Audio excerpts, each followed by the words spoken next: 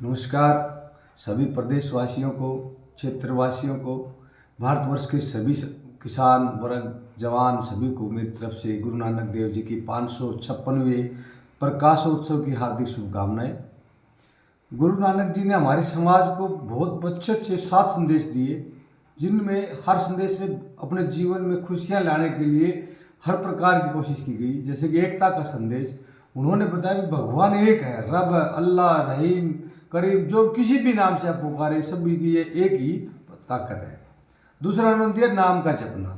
हर व्यक्ति को भगवान का, ईश्वर का नाम जपना चाहिए। इसके लिए किसी दरगाह में जाने की जरूरत नहीं है, किसी में मंदिर जाने की जरूरत नहीं है, किसी गुरुद्वारे में जाने की जरूरत नहीं है। भगवान का स्मरण आप रोटी खाते हुए, काम करते हुए कर सकते हैं।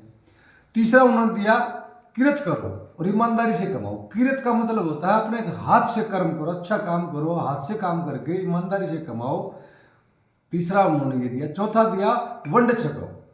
ये एक पंजाबी शब्द है, वंड छको और बांट करके खाओ। इसका मतलब होता है कि किसी भी समाज में धार्मिक रूप से कहीं भी खाना बना करके खाया जाए। जो आजकल के गुरुद्वारों में वो लंगर की प्रथा चली हुई है, ये वंड छको के आधार पर चली हुई है।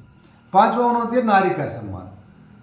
गुरु नानक जी ने बताया कि नारी पूरे मानव जाति का आधार है और उन्होंने कहा नारी का सम्मान करना चाहिए। ये किसी भी प्रकार से नर से कम नहीं है। एक नारी के ही गर्भ से राजा का जन्म होता है, एक नारी के गर्भ से ही रंग का जन्म होता है। इसलिए सभी नारी आदरणीय है, सम्मानीय है, नारी का सम्मान करना चाहिए।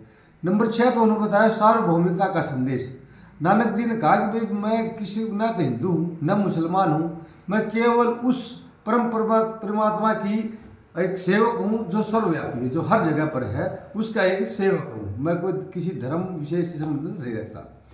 उदासियाँ 7 नंबर पर उन्होंने प्रेम का संदेश लेकर यात्राएं की। इन यात्राओं को उन्होंने 1499 में शुरू किया।